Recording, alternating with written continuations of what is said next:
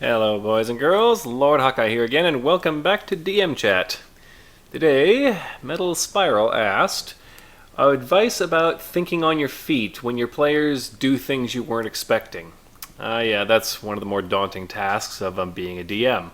Because as a DM, you're a storyteller, but you've got the X factor of your players. You can't necessarily know what they're going to do. And a lot of people get really intimidated by the idea, like, oh no, what if they do something I have no idea what to do? Well, I got a couple pieces of advice for that. Alright, the first one is, early on in your campaign, set up open-ended situations where there's no clear answer, and watch what your players do, because people tend to gravitate towards a certain style and don't tend to radically go away from it unless they're just trying to disrupt the campaign, in which case you should have a word with them. But, yeah, players will tend to adopt their own favorite style of how to handle situations with their characters, and you can generally be reasonably assured that that's the kind of pattern they're going to stick to, unless something comes along that's not going to work. Because people tend to gravitate towards what works and stick with it. So, like in my campaign, I know how my players tend to act, what they tend to do in most situations, So with that, I'm able to reasonably predict what they're going to do. I can't always know for sure, but generally they won't do something really out really crazy because, well, I already predicted that. Now, the second thing. Now, this is what you can do as a writer to help help deal with these sorts of situations. This is one of the reasons why it's kind of important to characterize your NPCs, like, give them basic personalities. You don't have to go too crazy, but think of what their personality is like, what their background is. Because, like, if you have a villain who's just completely stock, if your characters do something unexpected, you're going to be caught off guard. But if you have a character where you know his personality, you know what he's like, then when a player does something unexpected, you can ask yourself, okay, what would he do here? And that makes it a lot easier to think on your feet and think, what would he do in a situation like this, and play along, which is quite helpful. It makes your villains more memorable, and it makes it much easier to think of what should result from your players' actions.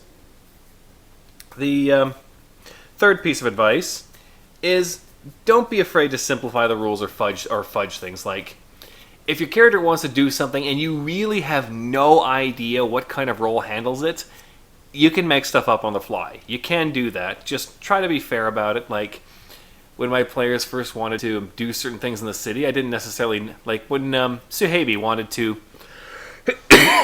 Pardon me. When Suhabi wanted to petition to have a temple built in the city, I didn't know any rules for that, so I just made it up. I said, okay, diplomacy check, and you have to... And the result is what percent of the signatures you got. I mean, I just made that up. I didn't know if there were any rules for that. I still don't know if there is. But that's what I made, and that's what I went with it, and it worked.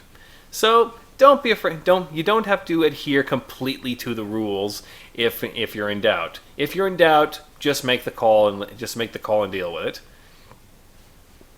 And finally, if all else fails, like your players want to do something and you just have no material presented for that, like they want to go to some place and you don't have any material presented for that, don't be afraid to just tell them, okay, if you want to do that, then we're going to have to continue this next time because I don't have any material prepared for that. Just outright tell them, I don't know.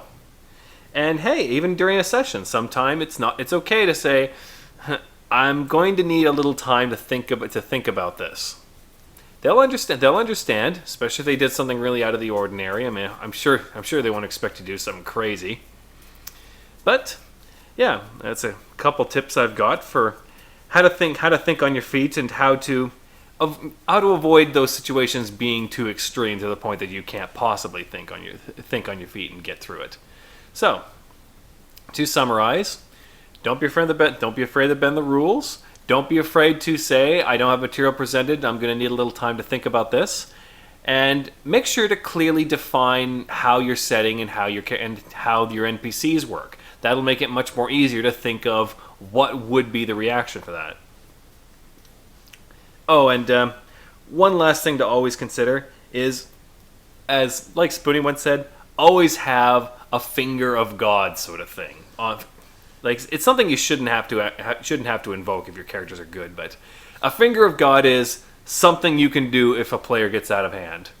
Like in my setting, let's say my players they're strong enough now. They could probably kill the Sentinels if they really wanted to.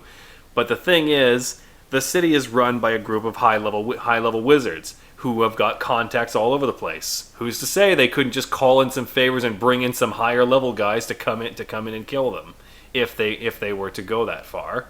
I don't think my players would, but it's always good to keep that in mind and let players always know that they're not untouchable. There's always someone who could oppose them.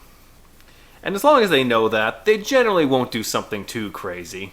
And if it's one of those people who's just out to disrupt your campaign, don't be afraid to tell him if he doesn't want to play, he can just leave, because everyone's fun shouldn't be sacrificed just so he can have his feelings spared. I mean, he came to ruin other people's fun, so why exactly should we care?